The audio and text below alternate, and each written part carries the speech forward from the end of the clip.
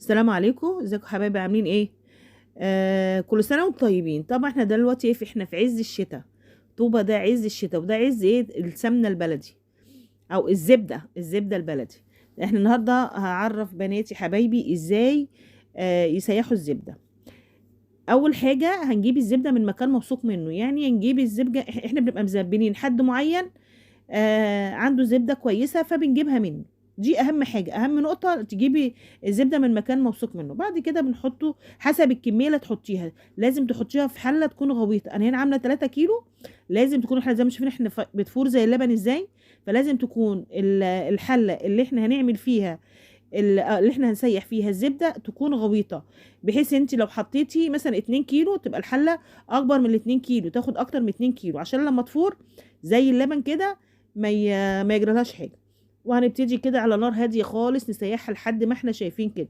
هي من الاول كان عليها رغاوي كتيره، بعد كده ابتدت الوش اللي موجود ده بيقل، هيقل حبه حبه حبه لحد ما تسيح الزبده. وطبعا من الوقت للتاني بنقلبها، مهم قوي التقليب، ومهم قوي لازم تكون يا بناتي يا حبايبي على نار هاديه علشان الزبده ما تتحرق. شوفوا هنا بقى وصلنا لمرحله الايه، خلاص النهايه اهو.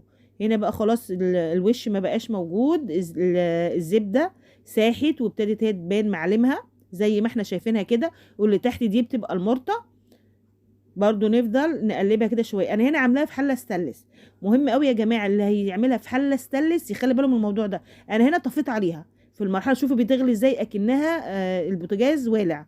دي مهمه قوي قوي، لازم نقفل عليها قبل ما الموطه تاخد لون، علشان لو انت بتسويها في حله ستانلس. احنا شايفين ده، انا بعد ما طفيت عليها بتقعد فتره عبالة ما يعني ما النار ما تهدى.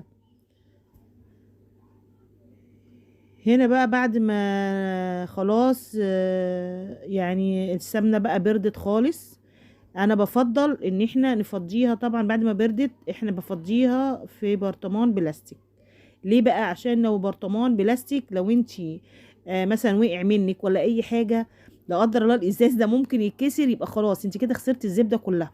وصراحة يعني حرام، الحاجات دي غالية جدا واحنا عارفين الاسعار بقت عاملة ازاي دلوقتي، فما ينفعش الموضوع ده. انا هنا عملت لكم برضو برطمان بلاستيك اللي هو الكميه الكبيره، وعملت البرطمان الازاز الكميه الصغيره. دي بقى المرطه، شوفوا لون المرطه عامل ازاي. زي ما قلت لك خدي بالك لو انت بتسويها او بتسيحيها في حله ستانلس، لازم تاخدي بالك من الموضوع ده. ولازم تقفلي عليها قبل ما لون المرطه ياخد لون كده ويحمر، عشان لو قفلت عليها بعد ما احمر عبالة ما هي ما هتهدى هتلاقيها اتحرقت منك. خدي بالك من الموضوع ده.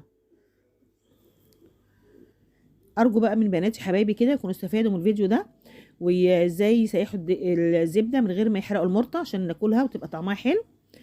انا من الناس اللي بحب المرطه جدا، وبحب كمان اكلها. وممكن في ناس تانية بتحطها على المش وكده، يعني ممكن تعملوا بيها حاجات كتيره. اتمنى الفيديو يعجبكم، ما تنسوش اللايك والشير والاشتراك في القناه عشان يوصلكم كل جديد. مع السلامه.